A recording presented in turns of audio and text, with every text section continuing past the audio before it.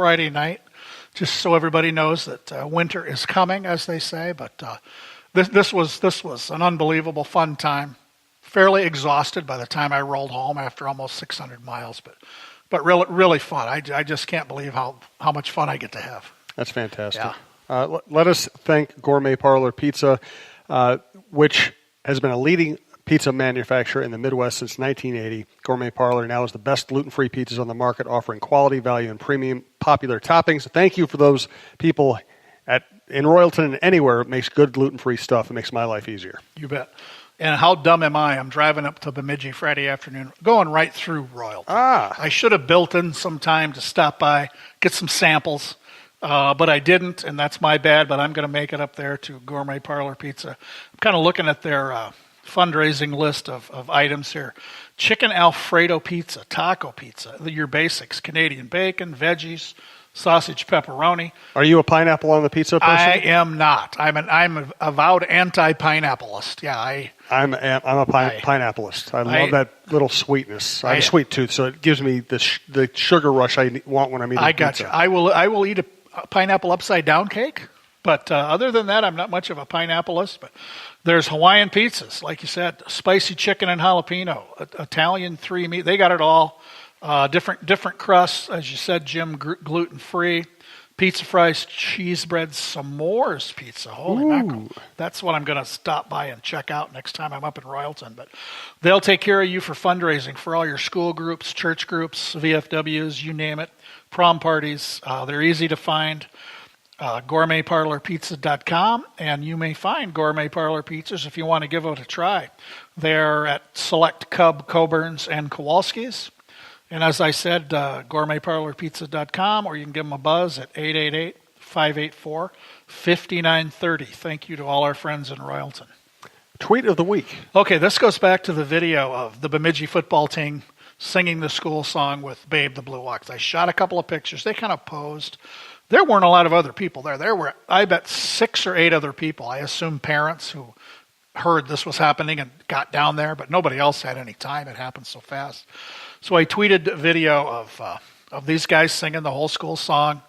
And the last time I checked on Twitter, the views were past 21,000 views. And on the MSHSL Facebook page, more than another 12,000 views.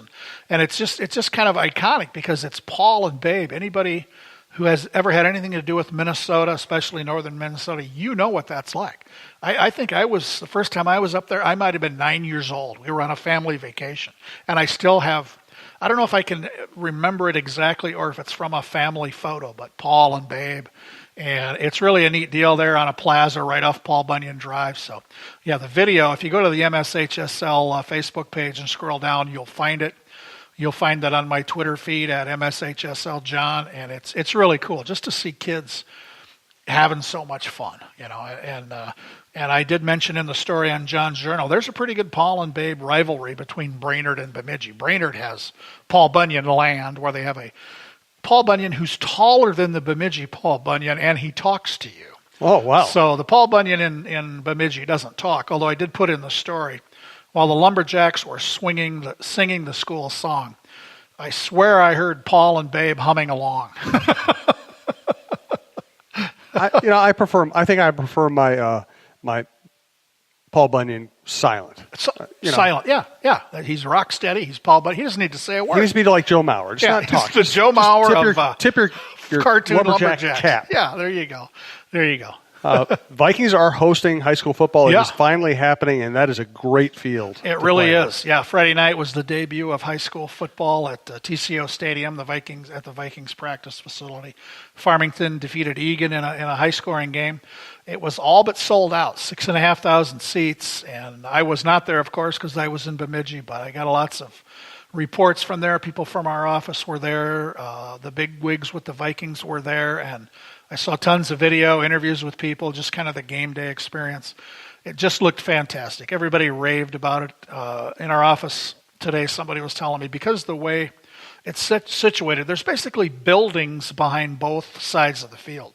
So when the fans on one side are screaming, it's echoing right back at them. And apparently it's really a cool thing that the sound in there. So that was a big night. And later here in October. Prior Lake and Lakeville North will play there. And then once we get to these state football quarterfinals, there will be a Friday, Saturday games. There a 6A game on a Friday night and a 5A state quarterfinal doubleheader there the next day. So we're looking forward to a lot of football there. And next year, I'm sure there'll be even more high school games. And I think we've talked about this. I've heard from outstate people, what are they doing having the big metro schools go? Well, somebody had to play there first.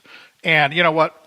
Any smaller school that would ever get a chance to play at Farmington High School Stadium would think that's fantastic, because it is. That might be the best high school stadium in the state. And but TCO is, leaps and bounds beyond any high school experience. And next year, I'm sure some outstate schools, I don't know this, but from what the Vikings have said, they're going to spread this around, bring in some, teams from around the state to get this experience. And it's just a number one. Everybody's raving about it. Let's do food of the week next. Do want to once again tell you, Bite Squad, go to bitesquad.com, download the app. Limited time, they're giving free delivery to our listeners on the first order by using the code TALKNORTH, all caps, one word, first delivery free. Bite Squad, food for your mood delivered. What is your food of the week? Okay, I've got two foods of the week. In Bemidji, I had beaver brats. Like I said, the stadium is... Okay, you're scaring me Yes, now. yeah, I don't think it's made with real beaver parts. But the stadium is on the campus of Bemidji State. They're the Beavers. So the food service is university concessions. Beaver brats. If it had real beaver in it, it was really tasty because I enjoyed it. I had two of those bad boys, and they were really good. And then in Saturday afternoon in Mountain Iron at their concession stand, they have an item called the TNT burger. I don't know what that is all about. It didn't explode. It didn't have a fuse, but I got mine with cheese. Did it metaphorically explode? In taste. That's what I'm trying to taste say. Explosion, the TNT burger at Mountain Iron Buell. So I rejiggered the John's Journal top 5 concession items after this trip. The beaver brats are now holding strong at number 3, and the TNT burger is number 4. And if you go to my Twitter feed, you'll see that if you scroll down a ways. But good stuff in Bemidji and Mountain Iron when it comes to food. Band of the week. Band of the week. This one was easy. I only saw one band, and it was the Bemidji Band. And they weren't marching. They stayed in the bleachers. It was homecoming. They put on a big show from the bleachers. On a cold night, it always amazes me. You put your lips on a piece of metal when it's 37 degrees and windy, and really, really a great sound. And it just added to the whole atmosphere. And I'd never been, people had told me up there about football games in Bemidji. It is everything it was cracked up to be. Just a great facility right on the lake, and turf and no track. I talk about this a lot. I'm a track lover, but you take the track out of a football stadium, it's a better football stadium. It was really fantastic, and they really love their high school sports in Bemidji, and all over northern Minnesota. So, way to go, Bemidji Band! You guys sounded great. The weather is turning, and that means it's about time for postseason football and other sports. We're getting there, and the first one out of the gate is girls tennis. Section tournaments are happening this very week in girls tennis. The regular season is over. Soccer will be rolling along here, cross country, volleyball, football before long. And in the final regular season rankings from the Tennis Coaches Association, your number 1 teams are Edina in Class 2A and Blake in 1A. Your number 1 players are Karen Young, a freshman from Eastview in 2A, and Arlena. I'm gonna botch it as I usually do. Arlena Shen, a junior at Blake, ranked number 1 among 1A singles players. Awesome. And is that pretty much it for postseason so far? Yeah, that's all we've got rolling right now. Nobody else is there yet, so just girls tennis. They get the ball rolling. And what's going on with your Snapchat project? We're having so much fun with the student takeovers of the mshsl Snapchat account. It's technically mshsl1 on Snapchat, if you want to follow along. Last week we had a great kid, Danny Lilia from Moose Lake, Willow River. Danny is famous. He's been in a wheelchair his whole life. He's never walked. He's the holder for the football team at Moose Lake. And he has, last season, in the lead up to the Super Bowl, he was invited to U.S. Bank Stadium to work out with the Vikings special teams. He's taken snaps from the Vikings long snapper at the time, holding for Kai Forbath at the time. And at the end of this practice, they gave him tickets to the Super Bowl. So Danny, and I don't know who he picked to go with him, but he's, he plays sled hockey. He's been to state in track and the wheelchair events. Just a great kid. And he asked if he could do this, and I said, Danny, you're a bigger celebrity than anybody I'll ever know. You bet. So he did snaps last Friday from Moose Lake game day. He did a lot of stuff during the school day, highlighting his friends and videos and still pictures and stuff from the game. He's doing Snapchats from the sidelines during the game, giving great looks of what's going on. So way to go, Danny Millea. Now this week, I think we're going to do it this Friday. The Snapchatter of the week is Claire Melander, Claire, from Holy Family Catholic out in Victoria. She's going to take over the Snapchat account on Friday. We're still kind of working out the details, but this has really become a cool thing. And it's weird with Snapchat. After a certain length of time, everything disappears. It's not Twitter. It's not Facebook. These things don't stay up forever, so you really got to be jumping on it. But hundreds and hundreds, maybe a couple thousand people were watching Danny's Snaps Friday, so it just keeps getting bigger. I hear from schools all over the state who have kids that want to do this, and we're gonna keep doing this probably the whole school year because It's such a fun deal. Yeah, that's great. It's a great idea. Yeah. I wish I thought of it. I wish I'd invented it, but I'm happy to do it. A season on the road. Yeah, this is kind of my last item here, Jim. I want to talk about.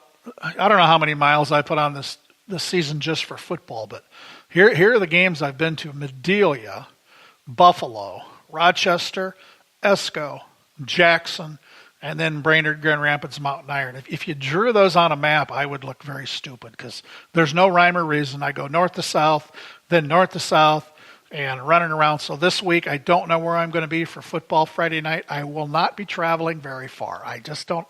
The stamina is starting to wane, and there's a lot of fall to go here. So I've got a few games I'm looking at somewhere in the Twin Cities, I'm guessing, or not too far away. But again, just had a great time up north this week, and can't wait to see what this week holds. Let's go to a Twitter question of the week from our friend MJ, Mary, who listens to a lot of shows across the network and occasionally shows up to our live shows. We really appreciate Mary and everyone like her. When will Jim do a road trip with you? I'm not sure I'm allowed. I'm not sure I have the security clearance. Yeah, I'd have to run that through some channels. We'll talk to the we'll talk to the NSA and the CIA and see if that's possible. There you go. Plus, if you and I can't be, it's like president and vice president. It can't be in the same place. Can't be in the same plane. One of us is a heartbeat away from the other. That's dangerous. Yeah. Will the host city have some gluten-free treats for Jim? That is probably questionable. Press boxes. At a concession stand, you're gambling there, young man. Yeah, I'm not sure that would work either. John, will you get to a high school football game at TCO Field? If I do, it'll be the state quarterfinal games. Okay. And you know what? It's likely to be cold that late in the season, and the kind of weenie I am, there's a good chance I might go sit in that nice press box. You know what? I'm a weenie. I sat at the Twins, Joe's last game on Sunday, and they had the press box open air, which I understand the allure of that. But I'm old. Old people get cold. Yes. I just sit there with my hat on, freezing. Give me another blanket, yes. please. Yeah. Last question from Mary. What unusual pep band songs have you heard recently? If memory serves, this isn't an unusual one, but the very first song out of the gate Friday night by the Bemidji Band was just a classic, Thriller. I don't hear it that much. I think it's kind of fallen off a little bit with high school pep bands and marching bands, but boy, the first notes of that song, and you just know immediately that is a good band, and they are. So those are good questions, Mary.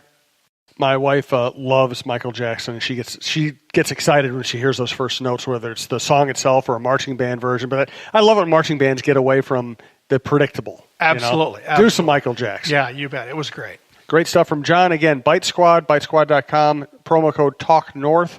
And please, if you have the opportunity to, if you're going to host a fundraiser or you just want good pizza delivered, you can go to your local grocery store and check it out, or you can always go to gourmetparlorpizza.com and order from them. They've been great sponsors, and they produce a great product. Thanks to all of our sponsors, all of our listeners. Check out TalkNorth.com for all of the shows, and we'll talk to you next week.